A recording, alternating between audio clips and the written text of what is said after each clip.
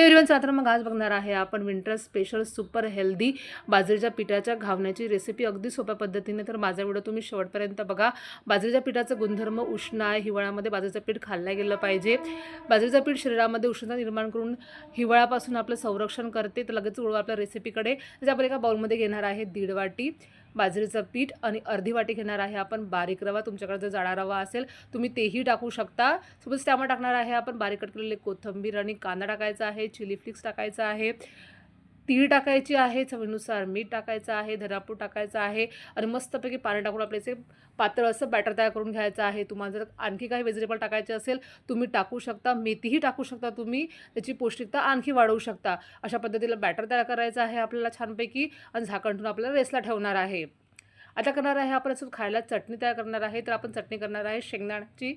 मिक्सरच्या भांड्यामध्ये घ्यायचं आहे आपल्याला भाजलेले शेंगदाणे, 2 चमचे आपण सुकं खोबरं घेतलेलं आहे, मी खीस घेतलेला आहे. तुम्ही सुकं खोबऱ्याचा खिसूनही घेऊ शकता, ओलं खोबरंही घेऊ शकता. त्यामध्ये आपण जिरं, धनापूड, मीठ टाकायचं आहे, हिरवी मिरची टाकायची आहे, कोथिंबीर टाकायची आहे. सोबतच आपण टमाटर टाकणार आहे, लसूण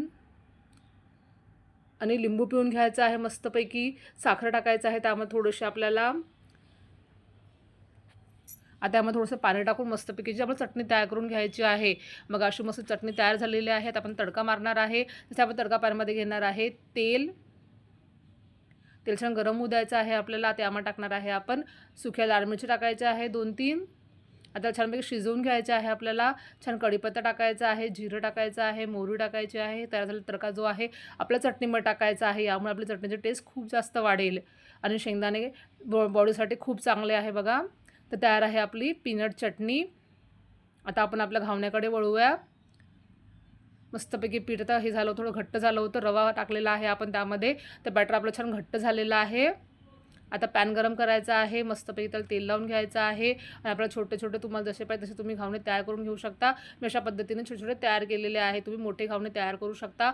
आलटून पालटून त्याला मस्त तेल लावून छानपैकी शिजवून घ्यायचं आहे. तुम्ही तूप किंवा बटरही लावू शकता. बघा छान आपले जाळीदार असे घावणे तयार झालेले आहे.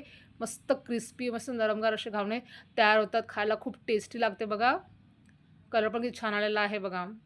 मस्त सुरेख असे आपले घावणे तयार झालेले आहे. गरमागरम घावणे आपल्या पीनट चटणीबरोबर आपल्याला सर्व करायचे आहे. एकदम सुपर हेल्दी असा नाश्ता आहे बघा. तुम्हाला माझी आजची रेसिपी नक्कीच आवडली असेल तर माझ्या व्हिडिओला लाईक करा, शेअर करा, कमेंट करा. माझ्या चॅनल तुम्ही सबस्क्राईब करा. मला भरभरून सपोर्ट करा. भेटू नेक्स्ट व्हिडिओमध्ये. Bye bye.